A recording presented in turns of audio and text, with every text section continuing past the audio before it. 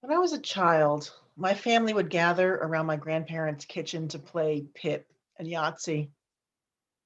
After holiday dinners, the game meant what board game we were going to play, not what was on TV. Images of me and my siblings huddled around a Monopoly board or the game of life are prominent memories. In college, I played backgammon and Cosmic Wimp Out with my dorm mates, alternating between the children we were and the adults we were becoming. My dad taught me how to shuffle a deck of cards, forming a perfect bridge, and I never tired of playing gin rummy with him, right up until the last time that we were together. I love to play games. So it's probably not a surprise that every Saturday night during the long, dark winters of 2020 and 2021, I hosted a game night on Zoom. It was fun for sure, but it was also a way to endure the stress and uncertainty of surviving a global pandemic. It helped me strengthen social connections, build trust, and develop resilience to endure the hard stuff in my life. Each week, a loose group of folk related and fall retreat connected South Church people found our way to the virtual social space that we all moved to in March of 2020. There were games involved, but they were secondary to the true objective: maximum silliness. With no plan at all, only the vaguest sketch of who would choose the game, or maybe a notion to try a new game we'd heard about, we gathered. We came together for the company and for the laughter. We found equal delight in converting a traditional board game to the internet, attempting a high tech option online, or a simple game of charades. One night we spent 2 hours playing a filler game called Two Words because we just couldn't stop. No matter what game we chose, everyone gamely played along, and no one ever vetoed a suggestion. Rules were often overlooked, bent, even flouted. Who cares if there's no such thing as avocado ice cream, or if hey stackalayas is not a real word? Scores were entirely unimportant, and if someone struggled with technology, no one got impatient. If the technology didn't work, no one got frustrated. What we played mattered less than that we played. My brother Caleb joined us once or twice. That there was a second time demonstrates what a good sport he really is. A serious gamer, think live action role playing, game development, gaming conferences, and a high school history teacher, he is all about the game. He's never happier than when he is doling out game pieces and explaining the rules. After playing with us, he pronounced, "You guys are the silliest bunch of people I have ever met." He was right. There was just too much seriousness in our world just then: an unstable political situation, a raging global pandemic, plus all the small and gigantic tragedies and challenges of daily life happening without the security of familiar supports. Playing games was an antidote to all of that. Weekly game night gave me something to look forward to, a brief time away from the scary reality that is our world and the stress that was and is daily life. It was non negotiable and absolutely invaluable. For 2 hours once a week, worry, striving, and seriousness melted away. Despite this, when Myra asked if I would be interested in giving a sermon on play, my first thought was, honestly, why me? Surely there was someone better suited to talk about play. I didn't consider myself to be a playful person by nature. In fact, in many aspects of my life, I'm quite the opposite. I'm the executive director of a nonprofit literacy agency. I spend my days in meetings, writing reports, developing budgets, doing strategic planning. Helping transform people's lives through education, or slaying dragons, as my 21-year-old Ray calls it, is a big job. At home, my family calls me the general because my tendencies to plan and fix and organize and implement extend to my home life. I worry, I problem solve, I take care of business. Lori Bilby could have been describing me in her opening words last week. I, too, am a task-oriented firstborn. And yet Myra thought I had something to say on this topic. She saw something in me that I didn't know was there, so I decided to explore the idea. Several years ago, as I approached the dreaded empty nest, without realizing I was doing so, I began to expand my opportunities to play. As I pursued my various interests, hiking, dancing, and music, with increased pleasure and frequency, I began making choices based on playfulness, and some guidelines began to emerge. Ukulele circle jam made the grade. Weekly music lessons didn't. Contra dancing, yes. Ballroom dancing, no.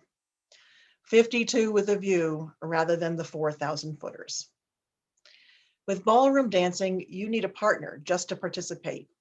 You have to memorize steps, and the goal is on form. With contra dancing, someone tells you what steps to take. If you can walk, you can dance, and if you mess up, someone will gently nudge you in the right direction with a smile. At least at the dances I wanted to be at. After a few private lessons on the ukulele, practicing scales, but wanting to play music, I asked my instructor why I had to learn the circle of fifths. He said that if I wanted to be an accomplished ukulele soloist, not kidding, I needed to understand music theory. I decided I was fine being a mediocre accompanist. In the PMAC Circle Jam, all I needed to know were three chords, C, F, and G, in order to play everything from the Beatles to Prince. A patient leader and a community to pull me along were all I needed. And forget about marching through walls of trees for hours in search of the summit. Give me a decent hike, a stunning view, a short drive, and a buddy to share it with. The journey matters more to me than the destination. I stop to gape at mushrooms and wildflowers. I'm not interested in beating the clock or bagging summits.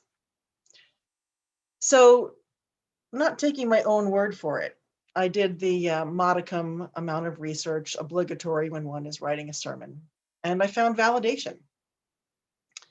In a story called Play Doesn't End with Childhood, Why Adults Need Recess Too, Dr. Stuart Brow, head of a nonprofit called the National Institute for Play, says play is something done for its own sake. It's voluntary, it's pleasurable, it offers a sense of engagement, it takes you out of time. The act itself is more important than the outcome.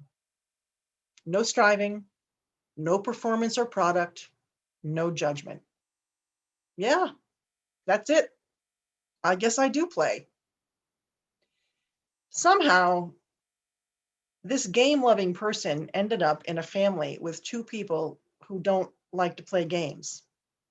There's no judgment here. They play in other ways. But it leaves me in constant search of someone to play a game with. Once on a multi-family ski trip, I spotted some folks playing cribbage and eagerly asked to join in. After a couple of hands, I noticed a few things that didn't fit my understanding of game playing. There was no table talk.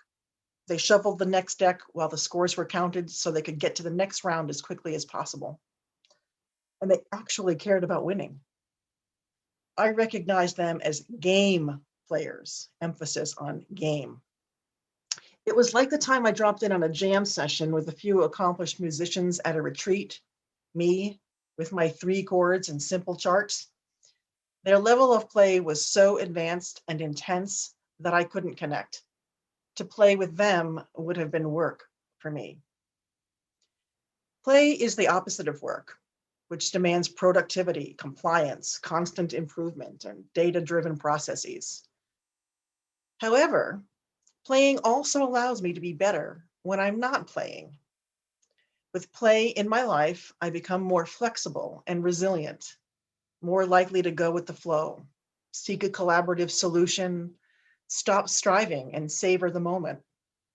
I also learned to laugh at myself and take things less seriously. When he was 16, my brother Caleb was completely obsessed with Dungeons and Dragons. He was talking about it passionately and animatedly to my mother-in-law at a family get-together. After listening for a while, she asked him with all seriousness, "How do you think this will help you in your life?" I remember Caleb being dumbstruck. My life?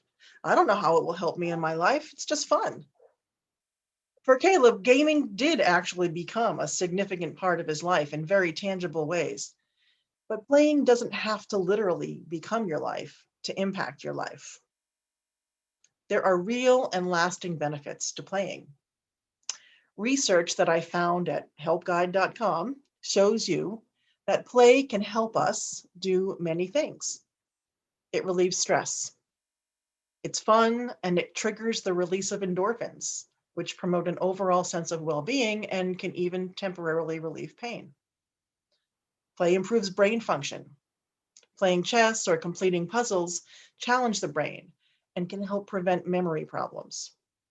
The social interaction of playing with families and friends can also help ward off stress and depression. It boosts creativity. You learn a new task better when it's fun and you're relaxed and in a playful mood. Play can also stimulate your imagination, helping you adapt and solve problems.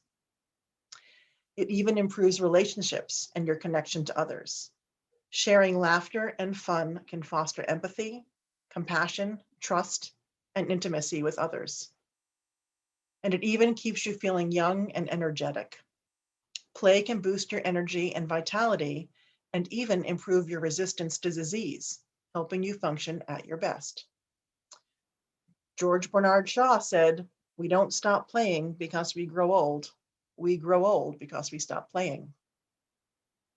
And Frederick and Mary Ann Broussette, who are proponents of play as a spiritual practice, say this: "Play is the exuberant expression of our being. It is at the heart of our creativity. It helps us live with absurdity, paradox, and mystery. It feeds our joy and wonder." May it be so.